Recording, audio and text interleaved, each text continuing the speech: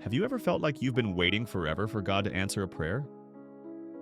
Maybe He promised something to your heart, but every day that passes, it feels further away.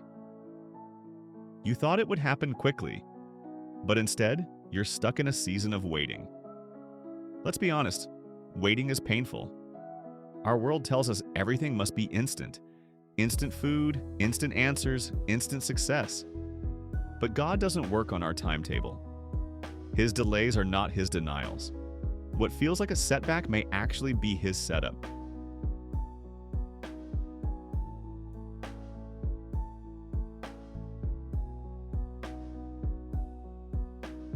Think about Jesus in the Garden of Gethsemane. He prayed, "Father, if you are willing, take this cup from me. Yet not my will, but yours be done." Even the Son of God had to endure the agony of waiting before resurrection glory. Sometimes in Scripture, miracles happen immediately. A blind man sees again.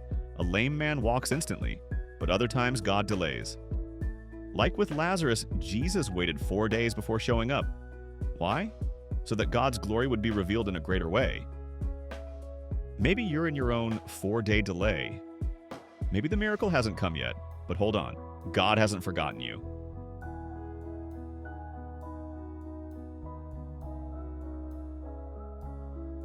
Isaiah 40:31 says, "But those who wait on the Lord shall renew their strength. They shall mount up with wings like eagles." Waiting doesn't mean weakness. Waiting means renewal.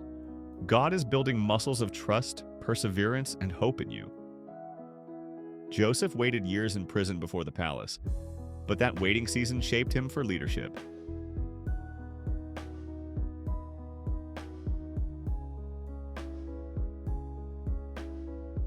Romans 5:3-4 tells us, "Suffering produces perseverance. Perseverance, character, and character, hope." Sometimes God delays not to punish us, but to protect and refine us. He knows if the blessing comes too soon, it could crush us instead of build us. Waiting is the furnace where God shapes your heart for the promise.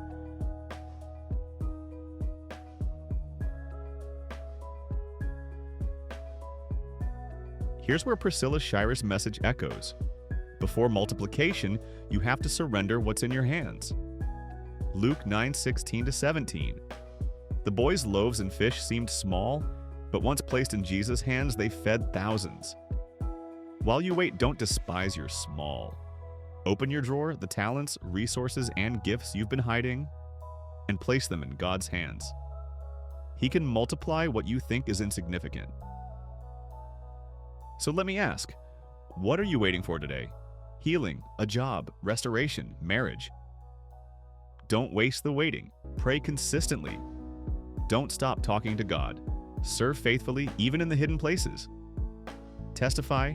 Write down how God sustains you in this season.